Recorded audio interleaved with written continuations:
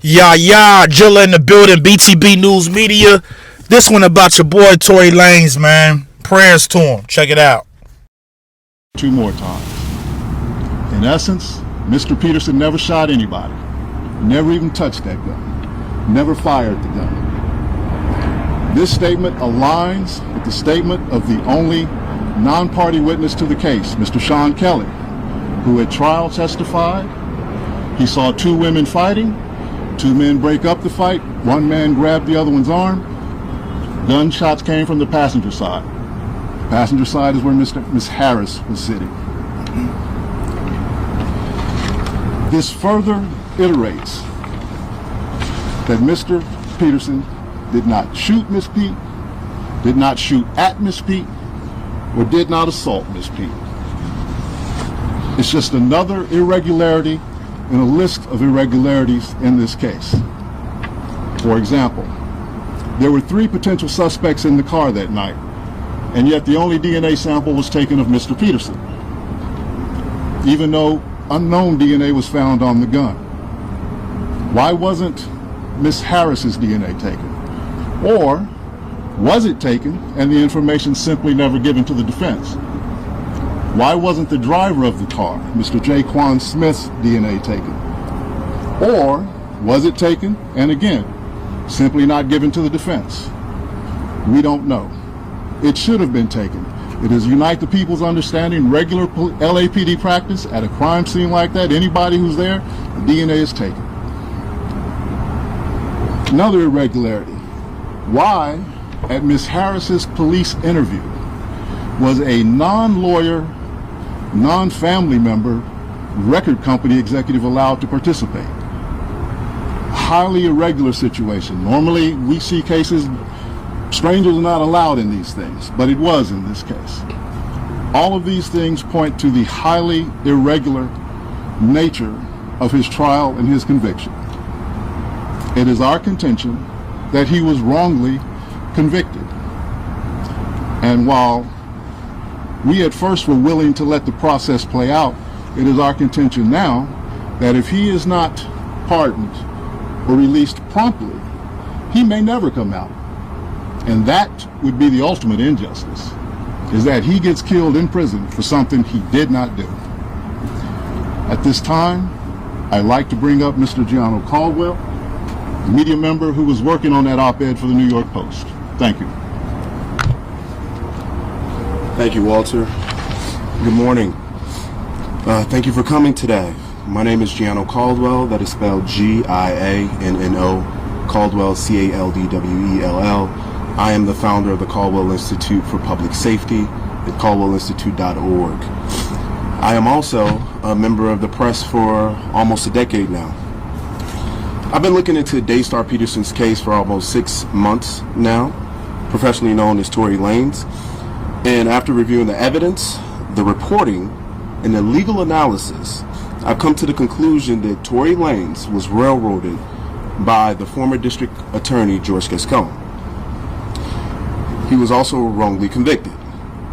I believe if Jesus Christ was Tory Lanez's attorney, George Gascon would do whatever in his power to ensure that Tory Lanez lost that case. Tory Lanez's defense team have alleged the withholding of exculpatory evidence, prosecutorial misconduct, among other issues that I was compelled to write an opinion piece for the New York Post. It is true that last week, the New York Post editors reached out to 3 parties, one being George Gascon, Megan Pete's team, and Kelsey Harris. It is also true that Megan's team was the only ones that responded back for that request for comment.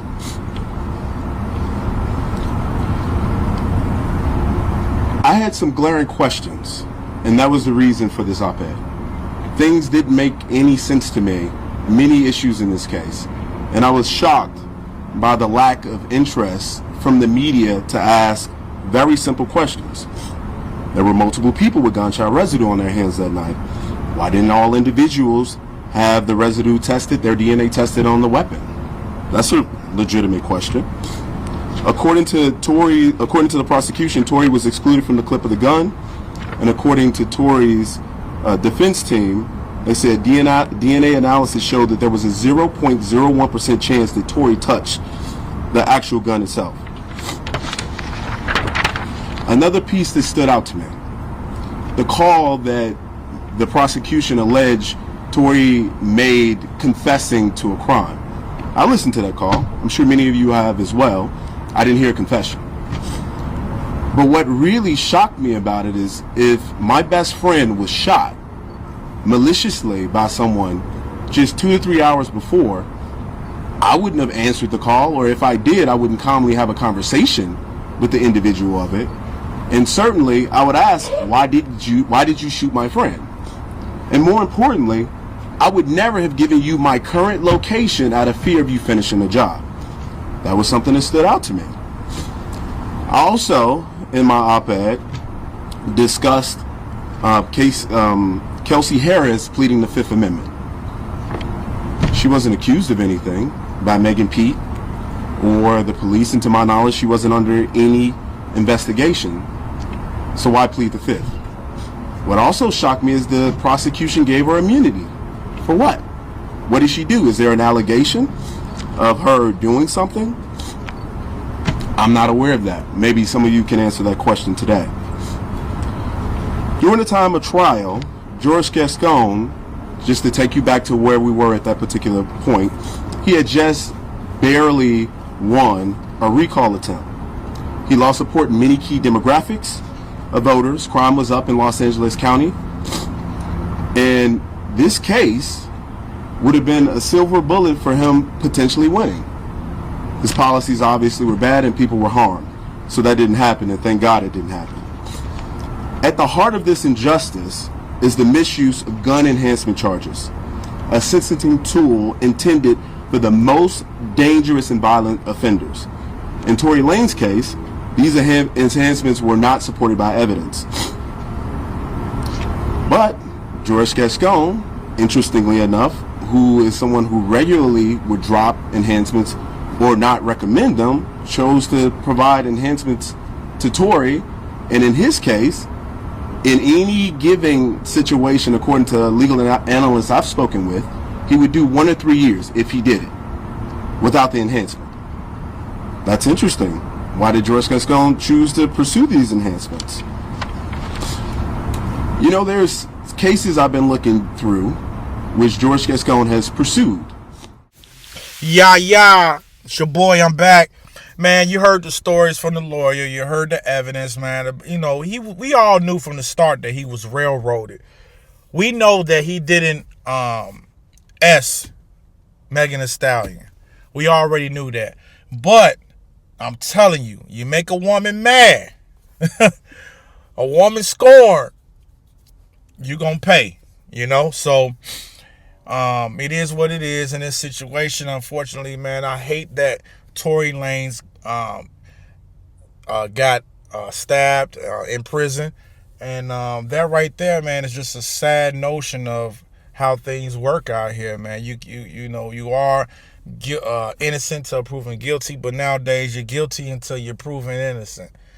And basically, man, I just put my prayers up to him. He was stabbed 14 times, and the inmate was alleged, said that he was Mexican, and the actual inmate, he offed his own 13-year-old girlfriend. And then he went to jail for life. And he did it with a shotgun, by the way. So this dude's brutally in jail. We know for a fact that you in there with dangerous people. And man, could have been some prison politics. People giving their alleged reasons why. They saying Rock Nation with Jay-Z. Some people saying that people were against him. That charge that he had on the Megan Thee Stallion. Man, we won't really know, but it is looking bad. When they went to him and they was asking for his release, he gets, stabbed 14 times. So it looks bad, But hey, let's let more evidence come out. And prayers up to Tory Lanez. Man, I hope this brother get out. I don't wish prison on nobody. So once again, thumbs up the video. Like, share, subscribe. I'm out. Peace.